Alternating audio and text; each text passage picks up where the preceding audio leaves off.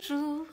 Aujourd'hui, j'aimerais vous parler des routines pour atteindre vos objectifs. C'est tellement important, c'est un sujet que j'adore, c'est un sujet que je perfectionne depuis pas mal d'années parce qu'en fonction de où vous vous situez dans votre vie, vous allez devoir les changer parce qu'on n'a pas tout le temps les mêmes envies. On évolue, nous sommes des êtres humains en constante évolution, c'est normal et il faut faire la paix avec cela.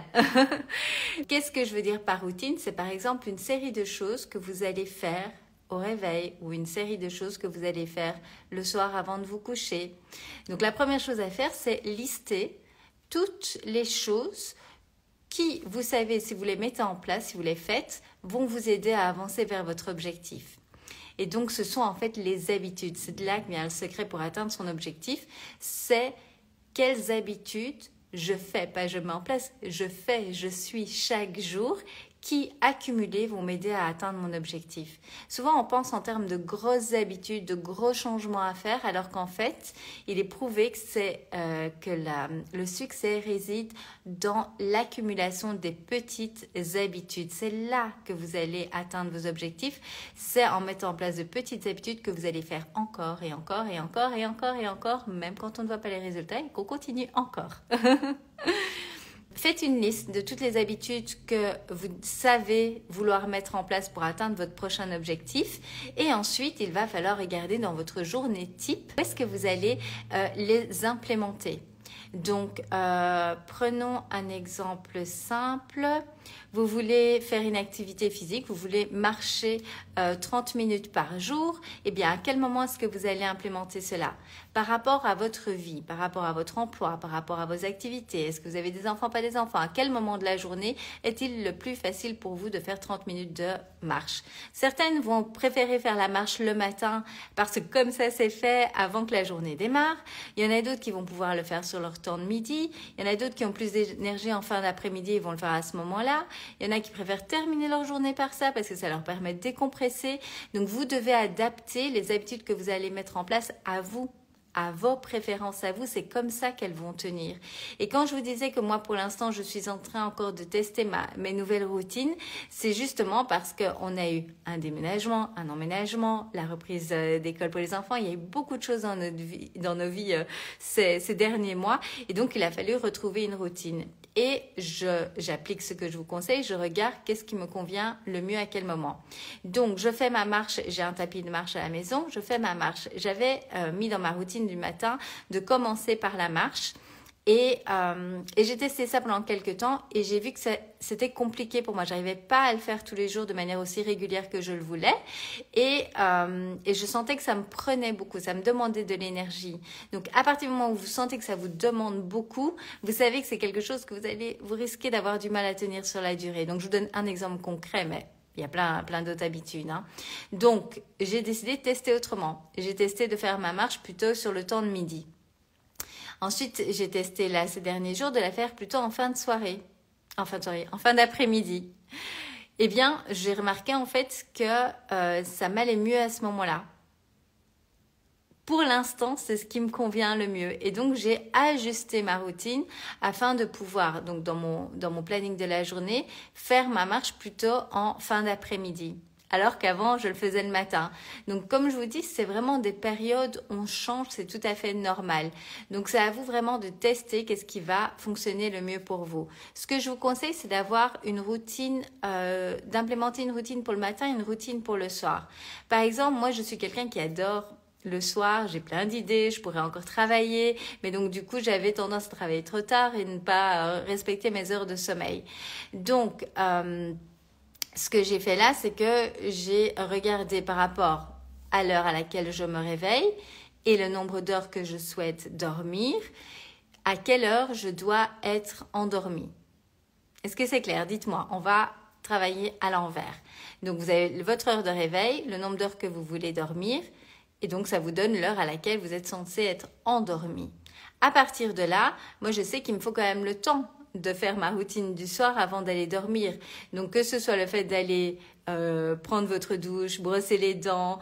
Moi, j'ai rajouté le fait de lire un livre pour le plaisir avant de dormir et faire une méditation guidée. Eh bien, je sais que tout cela peut me prendre 1 heure pour être tranquille. Eh bien, 1 heure avant, j'ai 1 heure quart avant, j'ai une petite alarme sur mon téléphone qui m'indique que ça va être temps de déconnecter et de passer à la routine du soir. Ça fonctionne super bien. Faut pas arrêter l'alarme, faut l'écouter son alarme. Mais donc du coup, l'alarme sonne, je termine ce que j'étais en train de faire et hop, je passe à ma routine du soir. Je vais me prendre ma douche, je vais faire tout ce qu'il faut faire, mes soins. Et ensuite, je suis dans mon lit, j'ai le temps de lire quelques pages de mon livre, de déconnecter et puis de mettre ma méditation et de m'endormir super bien. Et ensuite, de respecter mes heures pour le lendemain quand je me réveille, être en forme. Donc ça, c'est un exemple de comment vous pouvez analyser en fait vos journées pour pouvoir mettre en place vos routines. Donc j'ai ma routine du soir qui est très simple avec juste quelques points. Et puis j'ai ma routine du matin. Par quoi est-ce que je veux démarrer ma journée? Comment est-ce que je veux démarrer ma journée? Donc il y a le fait vous pouvez mettre la gratitude pour démarrer la journée, c'est juste génial. Le fait de s'hydrater, de préparer son hydratation pour la journée. Je vous partage encore là tout à l'heure en story mes rituels d'hydratation pour être sûr de bien m'hydrater toute la journée. Il peut y avoir, pour moi pour l'instant, la routine que je suis en train de tester et que j'apprécie beaucoup, c'est donc le fait d'avoir, avant de me lever, je lis quelques pages de mon livre. Ensuite, j'ai mon hydratation.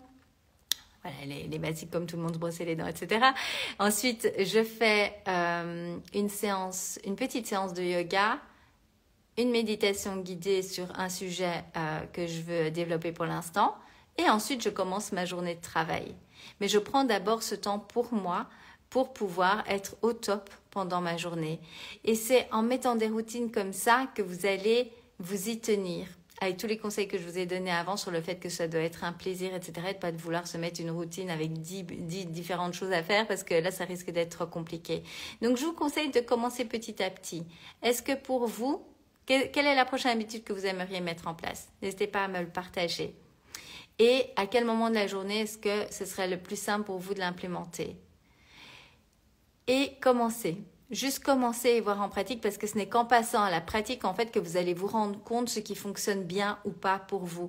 Et j'avais vraiment envie de vous partager cela aujourd'hui parce que je sais que beaucoup ont tendance à mettre en place, et j'étais comme ça aussi avant, à mettre en place un plan qui sur papier fonctionne superbement bien, mais une fois qu'on passe à la pratique, on n'arrive pas à le suivre. Et donc, au lieu de se dire, il faut que j'ajuste, que je diminue, etc., on se dit, bah, j'y arriverai quand même pas, il y a trop, je laisse tomber.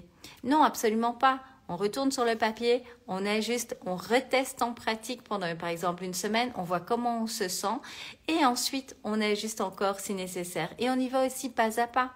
N'essayez pas de mettre 10 habitudes en place directement, choisissez une habitude, même pour commencer, c'est super, 1, 2 habitudes et vous les implémentez. Et vous allez voir, pour votre cerveau, il va sentir aussi cela comme une victoire. Ah, cette semaine, j'ai réussi à mettre en place cette habitude qui était importante pour moi, mais je n'arrivais pas à mettre en place jusque-là.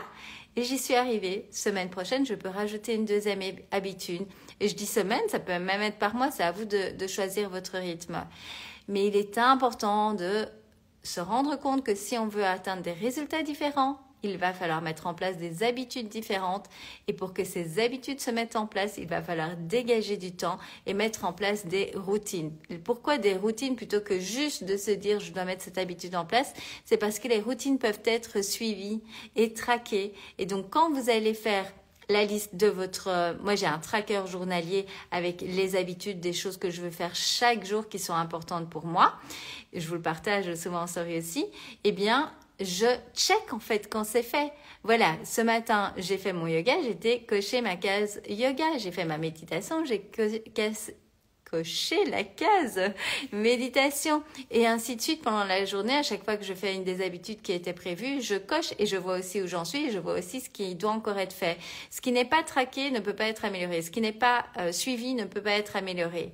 Donc, avoir un tableau de suivi des habitudes comme ça aide énormément justement pour s'assurer qu'on est bien sur la voie qu'on avait décidée et de pouvoir s'améliorer au fur et à mesure sans se mettre de pression et en y gardant du plaisir. Voilà, j'espère que ça vous parle. En tout cas, moi, je suis contente d'avoir pu partager ce sujet avec vous sur les routines.